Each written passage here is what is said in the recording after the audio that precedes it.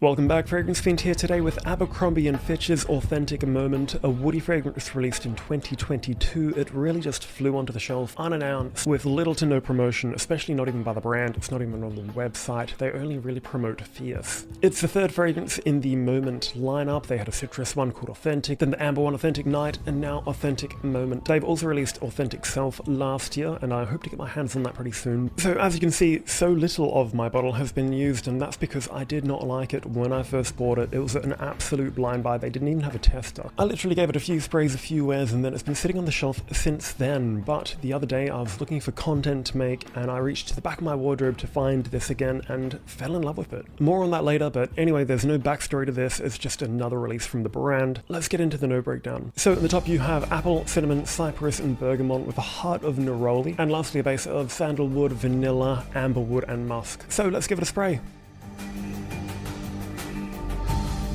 So I think the reason I didn't like this one was originally because I thought it was quite leathery, but to my surprise when I saw the notes a few days ago, there is actually no leather in it at all. So either the fragrance has macerated quite differently or my nose has changed a bit. But anyway, now that I've given you the notes, how accurate are they? I definitely get that apple, which was in Authentic Night as well. If you have smelt that one, which has been a bit of a staple for a while, you will get remnants of that in this. But I would not by any means call this a fruity fragrance. It's just a hint of that apple in the opening. Then on top of that, you get a bit of cinnamon, which kind of gives it that blend of almost being like an apple crumble, but not quite gourmand. Then it's counterbalanced by the cypress, which almost gives it a tiny bit of a green earthy accord, nothing too extreme, followed by a very small hint of bergamot, but I definitely wouldn't classify this as a fresh fragrance by any means. The only note in the heart is neroli, which is quite bizarre because you only really detect the more so fresher facets of the neroli and not so much the floral element. It's just there to really give it a tiny bit of an airy texture. Then you get a seamless transition into the base, which is your very typical like amber vanilla woody scent.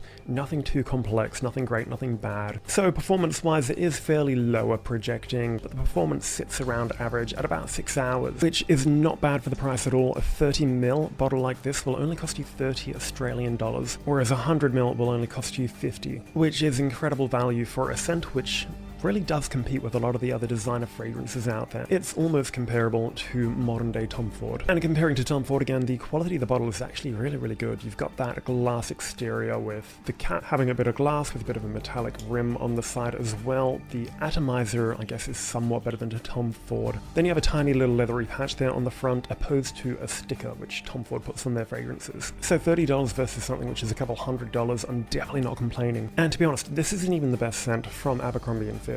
But then again, it's not the worst either. As the dry down continues, it definitely loses most of its potency, and after about the 4-hour mark, you wouldn't really expect other people to smell it on you, but you can still smell it at close proximity. Anyway, this makes for a perfect gifting fragrance, especially if you're someone younger wanting to buy for like an older brother or your father. It's 100% on the masculine side, potentially maybe a little too dressy for some, not your everyday type of scent unless you're wearing like a casual suit. So wearability is somewhat restricting outside of a professional setting, but it depends how you want to rock it. But yeah, I definitely wouldn't consider it a sexy fragrance or whatever. It's definitely more on the professional, classier side of things. And it definitely makes for a good confidence booster if you are going into, say, like a meeting, some important event, or even like some dinner party. And it sounds like I've overhyped this one quite a bit, but that purely does come to the price standpoint, which I've always been afraid of because I never want to bring the price into something I'm critiquing. But considering how much rubbish there is out there for hundreds of dollars, I'm going to make it a bit of a point that you can't go wrong if you're one of those people who spends hundreds blindly on niche fragrances, which is me. Definitely would not recommend wearing this one in deep humidity. I'm personally from Australia, so probably about 50% of the year I can get away with this one. Anyway, as mentioned, it deserves credit. Far from the best, far from the worst, but it's definitely well above average. Definitely going to consider wearing this one more this year. But even after doing my research today, I can no longer buy it in my estate. It seems to be sold out everywhere. Since they don't even promote anything but Fierce, I highly doubt there's anywhere to even find out if it has officially been discontinued or not. But anyway, that's for today's video. I can't wait to film my 2 top favorite Abercrombie fragrances, which I'll hopefully get time for somewhere in the future. But for now, that's all for today. Thank you so much for watching. I'll see you next time.